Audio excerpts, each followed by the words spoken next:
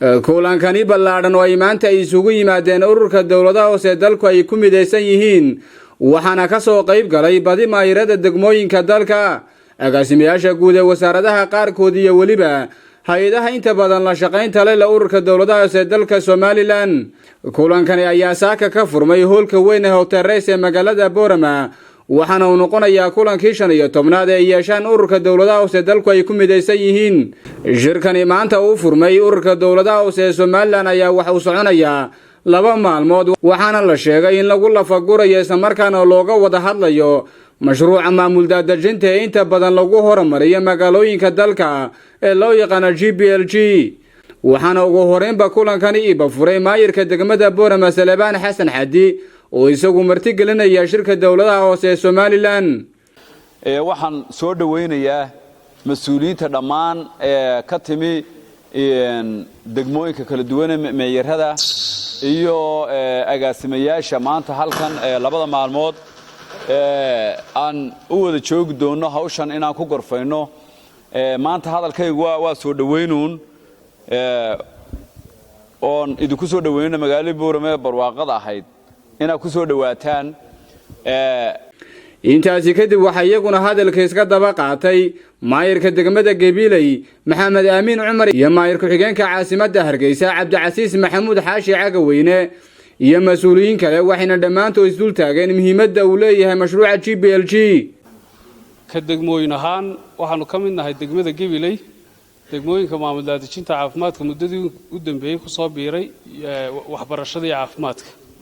runtii aad iyo aad baan jecelahay in halkan uga mahad celiyo labada wasaaradood ee ka wada shaqeyno dhinaca maamul daadajinta oo aanu ku amaano sidii diyaarka ugu yihiin inay maamulka daadajiyaan adeegyada ay hayaan wasaaradda waxbarashada iyo wasaaradda horumarinta caafimaadka. muddada aanu ku jirnay oo midna aanu la shaqeynay 1 sano midna aanu la shaqeynay 2 sano waxaanu qiranaa runtii inay si wanaagsan oo hufan ay noogala shaqeeyeen.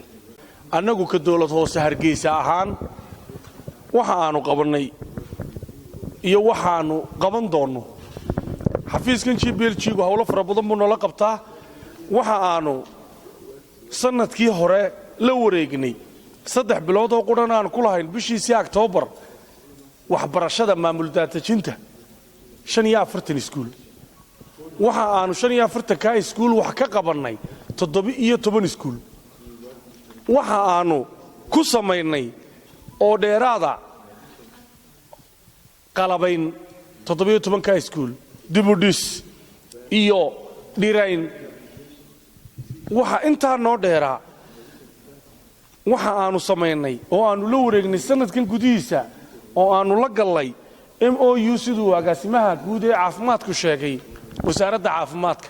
sidoo kale iyaguna dhankooda waxa hadalka iskaga kala dambeeyay agaasimayaashii guud ee shirka ka soo qayb galay waxaana dhamaantood ay ka dhawaajiyeen.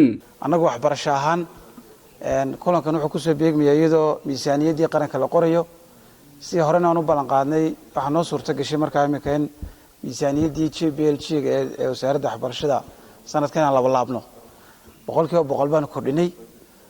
taas waxay muujinaysaa sidoo kale go'aantay markaa dawladda iyo wasaaradda in waxbarashada tayada kor loo qaado. ka wasaaradahan annagu wadooyinkan ka soo galnaa iyo xagga gaadiidka labadaba oo aan maayirada kala shaqeyno. wadooyinka dalka sida ogtiina dibudhis xawliya waa ku socda. kulankani wuxuu noqonayaa kulan aad u muhiim ah. warar badan wufuud baxday hawlihii GPLG ee socday mashaariicdii degmooyinku wadeen tababaro barbar socda oo CSI iyo LGI oo isku lamaanay ay wadaan oo haddana halkan agteena hoolkeena ugu xiga uu ka socdo.